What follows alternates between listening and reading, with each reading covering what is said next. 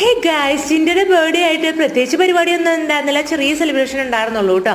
അങ്ങനെ രാവിലെ ഞങ്ങൾ പൂക്കളം കാണാൻ എന്നും പോകുന്നുണ്ടല്ലോ ഗുരുവായൂർ അമ്പലത്തിൽ. പിന്നെ കണ്ണനെ കണ്ട് ചിൻ്റെ പ്രാർത്ഥിച്ചിട്ടൊക്കെയാണ് വന്നത്. അത് കഴിഞ്ഞിട്ട് നമ്മൾ വൈകുന്നേരം ആയപ്പോൾ കേക്കൊക്കെ വാങ്ങിക്കാൻ വേണ്ടിയിട്ട് പോയി. ഇപ്പോൾ കേക്ക് ബോക്സിൽ നിന്നാണ് നമ്മൾ സ്ഥിരം കേക്ക് വാങ്ങിക്കുന്നത്. സിമ്പിൾ കേക്കാണ് വാങ്ങിച്ചത് കേട്ടോ, വൈറ്റ് ഫോറസ്റ്റ്.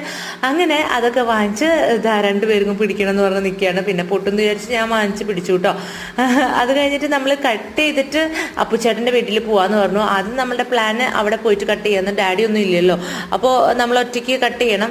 എന്തായാലും ഞാൻ പറഞ്ഞു കട്ട് ചെയ്തിട്ട് പോവാം, കാരണം അവിടെ എത്തുമ്പോഴേക്കും ഈ വണ്ടിമിലൊക്കെ കൊണ്ടുപോയി കേക്കിൻ്റെ അവസ്ഥ എന്താണെന്ന് അറിയില്ല, അവർക്കുള്ളത് അവിടെ കൊണ്ട് കൊടുക്കാമെന്ന് പറഞ്ഞു കേട്ടോ. അങ്ങനെ അവർ സമ്മതിച്ചു. പിന്നെ അവിടെ എത്തി ചിന്നു ബേബിക്ക് അപ്പോൾ ചേട്ടനും കേക്കൊക്കെ കൊടുക്കുകയാണ്.